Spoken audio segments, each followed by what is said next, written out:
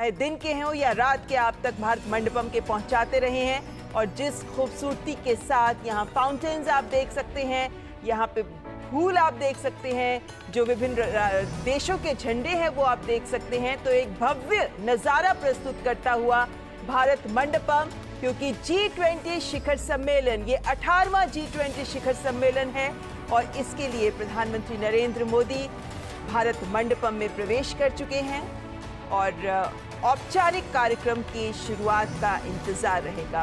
Multilateral agencies institutions में reforms के मुद्दे पर अमेरिका स्पष्ट तौर पर भारत का समर्थन करता हुआ नजर आया है।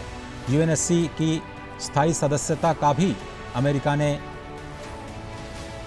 खुले तौर पर समर्थन किया है और ये स्पष्ट तौर पर अमेरिका कहता आया है कि अगर दुनिया की ग्रोथ को सस्टेनेबल बनाना है तो भारत को नज़रअंदाज नहीं किया जा सकता।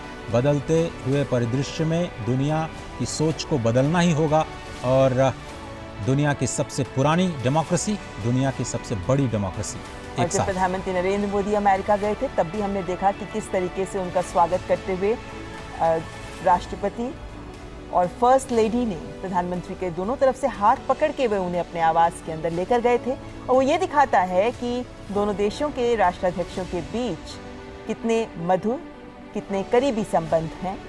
और प्रधानमंत्री नरेंद्र मोदी इस वक्त पीछे चित्रित इस चित्र को राष्ट्रपति जो बाइडेन को एक्सप्लेन करते हुए कि इसके मायने क्या हैं। और इस वक्त आप देख सकते हैं यूनाइटेड किंगडम के प्रधानमंत्री ऋषि सुनक का आगमन भारत मंडपम में। भारतीय मूल के पहले व्यक्ति जो यूनाइटेड किंगडम के प्रधानमंत्री पद तक पहुंचे हैं, पहले ब्रिटिश एशियन जिन्होंने पद संभाला है। और आप पहले राजकोष के चांसलर भी रह चुके हैं, ट्रेजरी के मुख्य सचिव भी रहे देश में, और अब यूनाइटेड किंगडम के प्रधानमंत्री पद को संभालते हुए ऋषि सुनक, हमने देखा कि कल जैसे ही वे हवाई जहाज से उतरे उन्होंने सबसे पहले प्रणाम किया। और इस वक्त प्रधानमंत्री नरेंद्र मोदी गर्मजोशी के साथ गले मिलते हुए ऋषि सुनक के साथ और हैंडशेक करते हुए औपचारिक स्वागत। G20 का समर्थन और सबकी निगाहें होंगी भारत यूके FTA वार्ता पर, जो कि बहुत ही फाइनल स्टेज में है और दोनों नेता इसको अंतिम रूप दे सकते हैं। पूरी दुनिया की निगाहें इस पर होंगी कि भारत यूके FTA को लेकर के दोनों देश कैसे आगे बढ़ते हैं। और G20 के सभी मुद्दों पर समर्थन करते हुए ऋषि सुनक स्पष्ट तौर पर, खुले तौर पर, औपचारिक तौर एक भविष्य के मंत्र को साकार करने की। और इस वक्त इटली की प्रधानमंत्री जॉर्जिया मेलोनी, जो इटली की पहली महिला प्रधानमंत्री हैं, मात्र 15 वर्ष की आयु में वे इटालियन सोशल मूवमेंट से जुड़ गई थी। 21 वर्ष की आयु में ही वे रोम की काउंसलर चयनित हो गई थी। 29 वर्ष की आयु में ही वे सांसद भी बन गई थी और 2022 में ही उन्होंने इटली के प्रधानमंत्री पद को संभाला। 2020 में जब इटली ने G20 की अध्यक्षता संभाली, उस वक्त कोविड-19 का जो क्राइसिस था वो काफ़ी अपनी जड़ें जमा चुका था। ऐसे में रोम डिक्लेरेशन, जिसमें स्वास्थ्य को लेकर के एक साझे प्रयास के तौर पर जो प्रेसिडेंसी की थी, इटली ने उसे काफ़ी सराहा गया था और इटली ने भी भरपूर समर्थन दिया है भारत की G20 प्रेसिडेंसी का। केमिस्ट्री आपकी स्क्रीन पर। प्रधानमंत्री नरेंद्र मोदी इटली की प्रधानमंत्री जॉर्जिया मेलोनी का स्वागत करते हुए सस्टेनेबल डेवलपमेंट गोल्स को लेकर के दोनों देश को। और इस वक्त ब्राजील के राष्ट्रपति लुइस इनासियो लुला दा सिल्वा, हालांकि ये सितंबर, यदि कल डिक्लेरेशन किया जाएगा, ट्रांसफर किया जाएगा प्रेसिडेंसी, उसके बाद भी भारत की ओर से काम जारी रहेगा 30 नवंबर तक। 1 दिसंबर से ऑफिशियली ये प्रेसिडेंसी जारी और विकासशील देशों को, मुद्दों को प्राथमिकताओं के तौर पर ज़रूर शामिल किया जाएगा। पूरे विश्व को यही उम्मीद। तो ब्राजील के राष्ट्रपति लुइस इनासियो लुला दा सिल्वा का स्वागत करते हुए प्रधानमंत्री नरेंद्र मोदी पुर्तगाल के प्रधानमंत्री भी रह चुके हैं और सेक्रेटरी जनरल के तौर पर उन्होंने कई महत्वपूर्ण कार्य किए हैं, कई महत्वपूर्ण शुरुआत की है। और G20 की अध्यक्षता के लिहाज से ये समझना जरूरी है कि कल ही उन्होंने बड़ा बयान दिया कि यूनाइटेड नेशंस में भी रिफॉर्म के लिए वो तैयार हैं। यूनाइटेड नेशंस के चीफ के तौर पर ये बड़ा बयान, भारत की प्रेसिडेंसी में आना और भारत की प्रेसिडेंसी को समर्थन देना यूनाइटेड नेशंस की तरफ से एक बड़ा बयान। तो प्रधानमंत्री नरेंद्र मोदी इस वक्त सेक्रेटरी जनरल एंटोनियो गुतेरेस का स्वागत करते हुए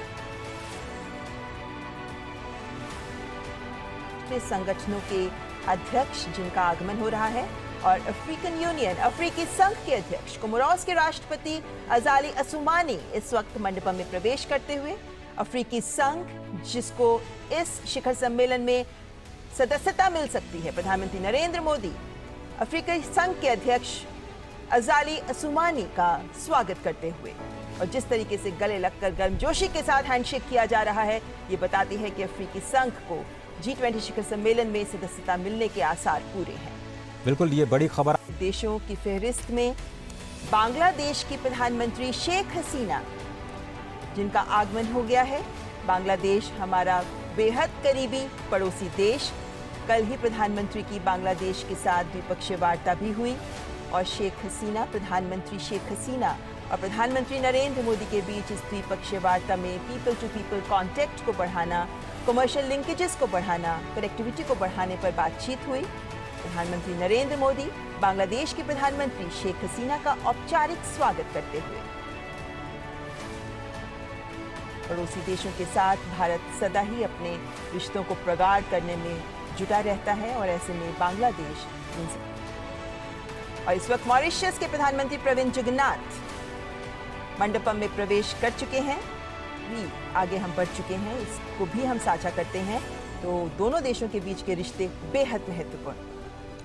भारतीय मूल के कई नागरिक मॉरिशस में अपने कारोबारी संबंधों को आगे बढ़ाते हुए स्पष्ट तौर पर नजर आते हैं और मॉरिशस को टैक्स ट्रीटीज के लिहाज से भारत के संदर्भ में काफी महत्वपूर्ण देश के रूप में देखा जाता है।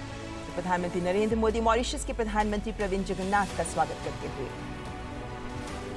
और नीदरलैंड्स के प्रधानमंत्री मार्क रूट एक मिसाल है। और राष्ट्रपति जब यहाँ की यात्रा पर थे तो बहुत सारे बायलैटरल्स के जरिए दोनों देशों के कारोबारी संबंधों को और मजबूत बनाने की कोशिश की गई थी। और नीदरलैंड्स के प्रधानमंत्री जिस मुस्कुराहट के साथ आगे बढ़े और गले लगकर प्रधानमंत्री के साथ उन्होंने गर्मजोशी से किया, उसके साथ देख सकते हैं कि दोनों देशों के संबंधों में जो गर्मजोशी है, ये उसका उदाहरण प्रस्तुत करता है। तो प्रधानमंत्री नरेंद्र मोदी नीदरलैंड्स के प्रधानमंत्री मार्क रूट का स्वागत करते हुए और इस वक्त नाइजीरिया के राष्ट्रपति बोला अहमद तिनुबू और नाइजीरिया के राष्ट्रपति का भारत आना और प्रधानमंत्री नरेंद्र मोदी इस वक्त नाइजीरिया के राष्ट्रपति बोला अहमद तिनुबू का स्वागत करते हुए। और स्पष्ट तौर पर नाइजीरिया बहुत ही उत्साहित होगा क्योंकि बहुत सारे इन्वेस्टमेंट्स के इंटरेस्ट्स लगातार आने शुरू हो गए हैं। ऑटो सेक्टर में कुछ बड़ी उम्मीदें, कुछ बड़े ऐलान। सिंगापुर के प्रधानमंत्री ली शिएन लूंग, और हम जानते आसियान समिट के दौरान भी प्रधानमंत्री ने जिक्र किया सिंगापुर का स्पष्ट तौर पर। और सिंगापुर से जो भारत सीखना चाहता है, उस स्मार्ट सिटीज़ का जो प्रोजेक्ट है, फाइनेंसिंग सिटीज़ ऑफ टुमारो को लेकर के जो कॉन्फ्रेंस हुई गांधीनगर में, उसमें सिंगापुर की बहुत ही अहम भूमिका रही। गिफ्ट सिटी जो बनाया गया गांधीनगर में, उसमें भी सिंगापुर एक अहम भागीदार के रूप में। प्रधानमंत्री जस्टिन पियर जेम्स ट्रूडो का आगमन। G20 शिखर सम्मेलन पर आने से पहले जस्टिन ट्रूडो ने कई महत्वपूर्ण बयान दिए हैं, लेकिन देखना होगा कि G20 शिखर सम्मेलन में जो चर्चाएं आगे बढ़ेंगी, उनमें कनाडा के प्रधानमंत्री क्या पक्ष लेते हैं। तो कनाडा के प्रधानमंत्री जस्टिन पियर जेम्स ट्रूडो का स्वागत करते हुए प्रधानमंत्री नरेंद्र मोदी। और भारत ने स्पष्ट तौर पर कहा है कि जो राजनीतिक या भू राजनीतिक परिस्थितियां हैं, उनको भारत और यूरोपियन यूनियन कमीशन की तरफ से, यूरोपियन यूनियन काउंसिल के प्रेसिडेंट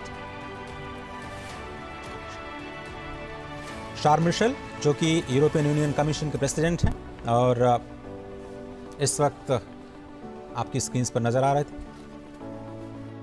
जापान के प्रधानमंत्री फुमियो किशिदा।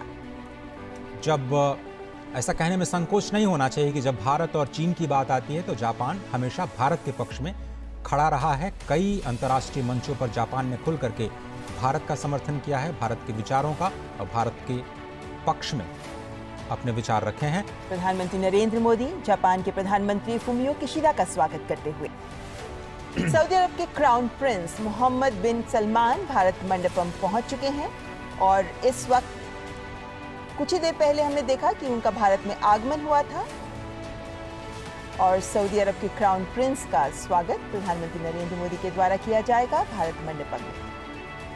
बहुत ही महत्वपूर्ण सदस्य G20 का सऊदी अरब, क्योंकि पूरी दुनिया में हम जो फ्यूल क्राइसिस देख रहे हैं उसमें उसको समाधान देने में सऊदी अरब की बहुत ही महत्वपूर्ण भूमिका रहती है।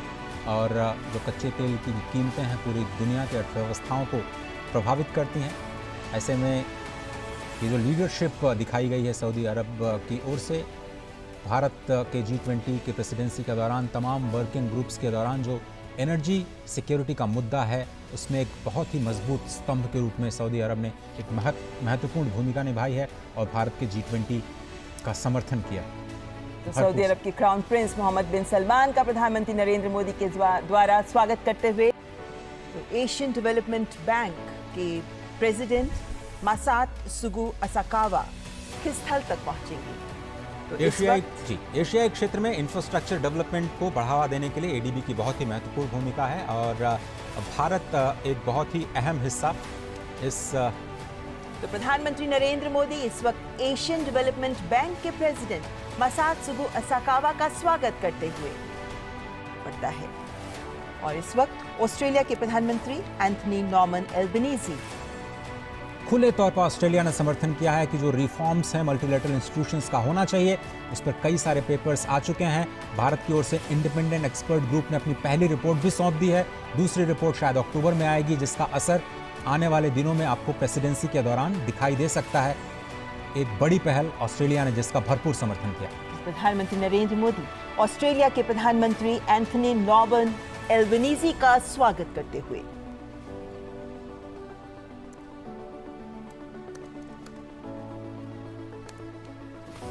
ऑस्ट्रेलिया जिसके साथ भारत अपने संबंधों को विभिन्न स्तरों पर आगे बढ़ा रहा है और इस वक्त ऑस्ट्रेलियन प्रधानमंत्री एंथनी एल्बनीजी का प्रधानमंत्री ने स्वागत किया।